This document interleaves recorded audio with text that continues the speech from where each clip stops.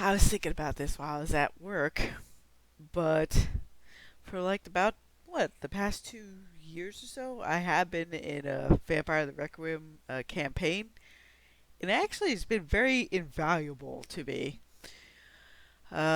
Mainly because it's helped me figure out what kind of player I really am, plus like what I really do prefer. Uh, I took more to like a duck to water with the human section because I could build a character that could act more genuinely heroic, even in a setting like the Chronicles of Darkness. I got to thinking about the old tabletop slash live action roleplay thing I did in college with Werewolf the Apocalypse, but the group I broke off with that, uh, we didn't really go with the overall regular themes of Werewolf the Apocalypse at the time. We mostly like to solve particular mysteries with the spirit world and everything else, and do a little bit of cross splat stuff with Changeling. Like I got to have my character do a drinking game with a leprechaun, and I won its shoes with a whole ton of glamour on them. So it kind of fit the whole Fiona Arun type of setup that I was going for. You know, I enjoy the more whimsical side of most things. Um, and I realized what more or less got me to notice werewolf rather than most of the other splats initially is because most of the time there's a more inherent sense of teamwork with it. So with this current campaign that I'm doing with my Discord buddies, I realize I haven't been the most optimal player for this setting whatsoever after the human section. I did a lot better with the human section, like I said, because I could be a more heroic figure within that setting. Um, that and I am a very piss poor Ventru because most of the decisions I made in the humans portion, it was just easy for me to be like, okay, what would Superman genuinely do in this situation if he was even just a normal dude? So that's what I kept thinking. And plus, I had basically examples of what a kind of like a brave guy would do in a lot of situations because my brother and my dad gave me a lot of ideas of what you can do. Uh, and you know what? It definitely has not been a waste. I sometimes every once in a while I would think like am I is it like a time sink where it's like the sunken cost fallacy, and I've come to grips with the fact that you know what?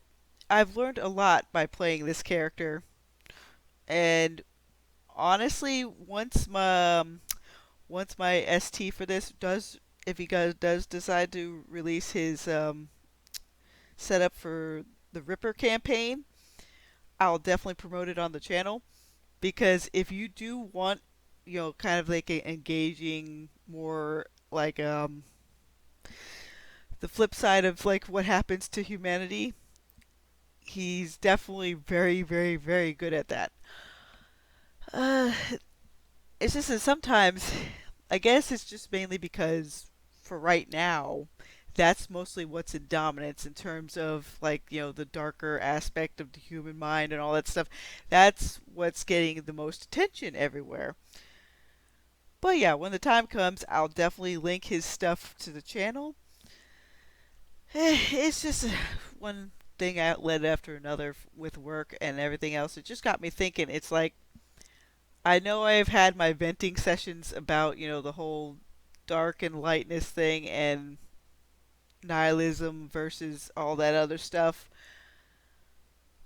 but he really did go to the limit to try to figure out like what's not clicking with me and like why is this not working, because at one point I kept thinking, am I just like being too power gamey, am I just trying to like maybe even munchkin some things, but in reality it was mainly just due to the fact that playing like someone within vampire, because most of the vampires pretty much think about themselves and like how to further their own goals. And sure, you work with the coterie and all, but I am really not built to be like the overall big kahuna in charge. Like it has to be, I guess, learned a little bit, but overall, yeah, I probably shouldn't have picked Ventru because I can't do Smug Snake very well, and I can't do Magnificent Bastard very well. Um, I have plenty of curiosity and everything. I mean, heck, maybe I should have tried the Nosferatu, but honestly, it just comes with the overall thing. Like Vampire the Masquerade, Vampire the Requiem, all that sort of stuff. It never really engaged my wheelhouse as much. Now, what I loved about the initial part of the Ripper campaign, because eventually morphed into us becoming vampires and all that stuff with this campaign. But what I really enjoyed with the Ripper stuff is all the like occult detective mystery aspect, trying to figure out who the Ripper was, learning a bit about Victorian London because, again, I'm pretty much a pleb when it comes to that. It's something that I might have some interest in depending on what's happening. Um, Maybe in some more steampunk type settings. That's a little bit more of where I'm somewhat more familiar with things, just because it's like how it has like giant, interesting robots and a few other like steam powered wonders. Kind of like the Steam Boy thing. That yeah, because the Steam Boy movie kind of gave me a kind of Ghibli feeling, I guess. But we're getting a little bit off track. The biggest part with all this is when you're gonna start a campaign.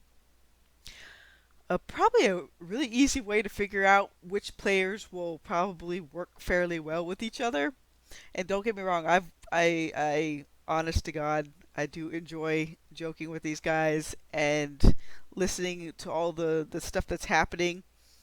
They have very good chemistry. They really do. Like the other three players will be able to throw banter off of each other, and then well, there is also me, but when it comes to that particular setting and what's required of vampire, I as a player do not have pretty much any of the capability to really bring any kind of seriousness to the role. I guess what it requires. Pretty much, if I'm going to participate with anything with vampire, I'll probably just be a Malkavian, so I'll just be as about as Florida as possible. Um, but overall, I would say if you give questions and answers for a player, ask them something simple like where it's recognizable characters. Like, okay, so of say like it's Batman versus Superman, which do you enjoy more? And if most of the players answer Batman, they'll probably be able to fit in more with Vampire, just because Batman is more from the outsider looking in. He has to deal with darker stuff in comparison to Superman. He's the more motivational kind of hero or Calvinistic hero, I suppose, versus what I I really connect with, which is with Superman and the Aspirational. But if they also answer like the Punisher or any kind of really anti-hero that's fairly recognizable, they'll be able to fit in with Vampire pretty well. I think maybe it's important also before any campaign starts is asking people like, what's your favorite kind of archetype? Do you want to be negative to positive arc, flat arc, that sort of thing. See what the player wants to ultimately do with their character, and to see if the wheelhouse actually fits them as a player too. Because quite honestly, I know I stick out like a sore thumb when it comes to Vampire the Requiem. If I do play in any more vampire games, I'll probably just keep myself as a human character. And if that human character bites the bullet, well, there you go. That's what's gonna happen to them. Because I find it's just I have a very hard time getting into the mindset that you need for that type of campaign. I would say, honestly, everybody pretty much went out of their way to try to help me figure out what was going on. Like, how do I do this? Like, how do I even try to connect with this? But like I've said in other videos, it's kind of like trying to put a triangle through a square hole. You know, it's like it just, no matter what angle I try to come at it, it it, it just wasn't clicking properly, and that happens. Um, Again, like I probably wouldn't have recognized all this stuff in myself if I had not played this campaign. I wouldn't have recognized what kind of preferences I did want, or what kind of wheelhouse, thematical stuff that I enjoyed more. I wouldn't have really recognized why the Game of Thrones of the world and everything else was like a complete disconnect with me. Because at some points when I was reading things or trying to watch other things, I was like, why is this just not working for me? Like, am I just having, you know, some sort of reaction, or is it more like it just like, what do you call these preferences? Like, I didn't have much of a word for it until after I played, this campaign for a while. And really, if you all by any chance listen to this video, you're all doing an excellent job there in Dracula's castle. And quite honestly, I maybe even ask him later, see if he'll create more dungeons with the whole kind of 1d20 stuff in mind, because that's actually a pretty good way to do dungeons for Chronicles of Darkness. It's pretty streamlined, and I honestly, yeah, this is just kind of my way of like I've got to basically tell myself, you know what, it was a valuable experience, and I'm happy that he's going to let me keep listening in as the campaign keeps going onward, because there's going to be a couple of new players soon. But, all in all, um, it kind of refined what I wanted to have as like a writer, as a reader, and as a player.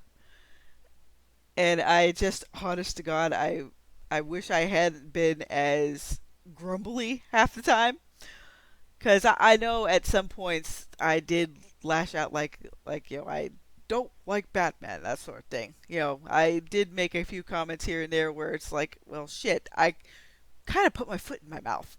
So again, I apologize, guys. Like, if you ever do watch this video, thank you for putting up with an obstinate Florida woman that was trying to discover why she wasn't clicking with Vampire the Requiem.